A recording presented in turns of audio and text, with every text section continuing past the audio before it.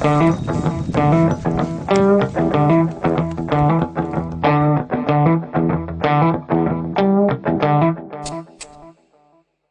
plomb géant génère la nécessité d'avoir une dégaine légère pour pouvoir parcourir rapidement et légèrement des voies type passant de l'Eiger, des voies en style alpin en Alaska, ou alors pour faire du grand libre pour libérer des phases telles que le Grand Capucin. Le Grand Cap, c'est un sommet mythique du massif qui est à 3838 mètres. La face est, elle est hyper déversante. Alors j'ai ouvert cette voie en 1997, donc ça fait 13 ans. J'avais passé tout l'été à ouvrir du bas avec ma petite perceuse. Ça nous avait paru super dur en libre, impossible pour nous. Et puis en 2005, Alex Huber a travaillé, et puis il a réussi avec des longueurs. La plus dure, elle fait 8B. Là, du coup, ça nous a remotivés. On a bien envie d'essayer tous les deux.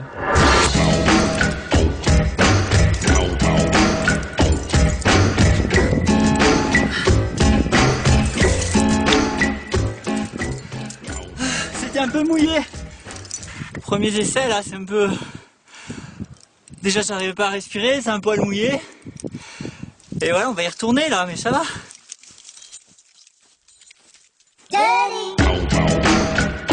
Pour faire un petit calcul rapide, sur un jeu de 15 dégaines, l'ange taille S permet de gagner plus de 700 grammes comparé au spirit. On est passé à 20 kg et je suis bien content d'avoir des anges, c'est déjà 1 kg de moins. Ouais, c'est cool.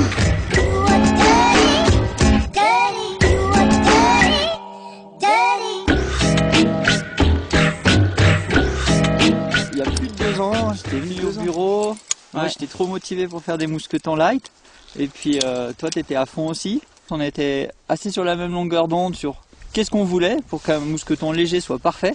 Tout l'enjeu était en fait de faire un vrai mousqueton léger qui soit confortable sur les normes du spirit, un vrai mousqueton qui soit Kellogg, ouais. Pas juste un mousqueton light. Mousqueton léger qui ait les qualités d'un mousqueton lourd, quoi.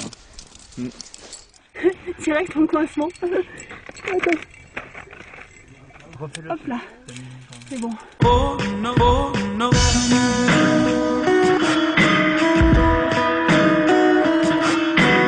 La voie, elle est sur la droite de la façade du Grand Capucin. Elle n'est pas très loin de la Bonati, elle la croise 2 fois. Ça finit à 3838 mètres. On est vraiment en haute altitude, ce qui n'est pas très simple à gérer pour grimper. Donc en fait dans la voie on emporte une 50aine de mousquetons, donc ça on grimpe avec ça sur nous. Et quand on gagne 20 grammes par mousqueton, c'est vrai que ça fait facilement vite 1 kg de moins à porter. Et c'est super important quand tu veux être performant, surtout dans de la difficulté comme ça, en escalade, en montagne, quoi. C'est presque capital le poids. Là dans la voie on va rencontrer tout type d'amarrage, quelques spits, il y a des coinceurs et il y a des pitons. Et du coup, l'ange avec son bec super fin, on arrive à rentrer dans des pitons qui sont encombrés de cordelettes assez facilement. Et ça, c'est un vrai plus, quoi.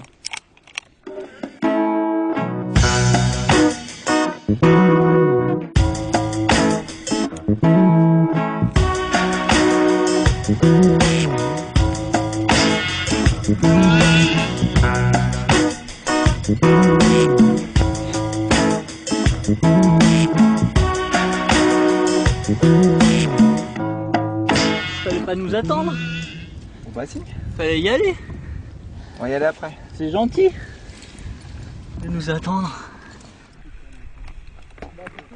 Quand t'es en seconde, des fois c'est pas super confortable dans les traversées pour démousquetonner. Et là ce qui est bien avec le système Kellogg en fait, c'est que le bec est complètement lisse.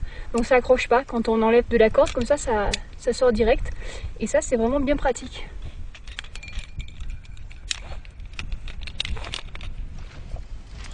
Hop, bon ça va?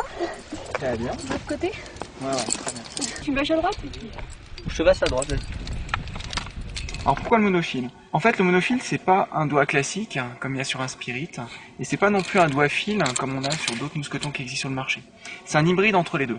En même temps, comme sur les doigts fil, on a un fil qui est quand même très fin, qui permet de gagner pas mal de poids et qui permet d'avoir un mousqueton qui au final est un peu plus compact que les autres tout en gardant toutes les fonctionnalités et toutes les facilités d'usage qu'on a avec un plus gros mousqueton.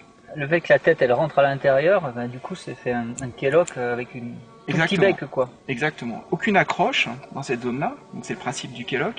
Et là on a donc le doigt qui vient s'introduire directement à l'intérieur, un bec qui est assez droit dans cette zone-là. Du coup, le mouvement pour sortir le mousqueton d'une plaquette, quand on est équipé en second ou quand on est un petit peu sous tension, Bah, le mouvement est beaucoup plus fluide. Ouais, clair. Ça évite la zone qui rebique un petit peu, qui vient crocheter, qu'on peut trouver sur d'autres mousquetons. Pierre, ce qui me plaît vraiment, c'est que c'est un mousqueton qui est très confortable en prise en main, si jamais tu dois le tenir, et aussi bien épais là pour le passage de la corde. Et en même temps, il est super léger. Alors, c'est quoi la recette?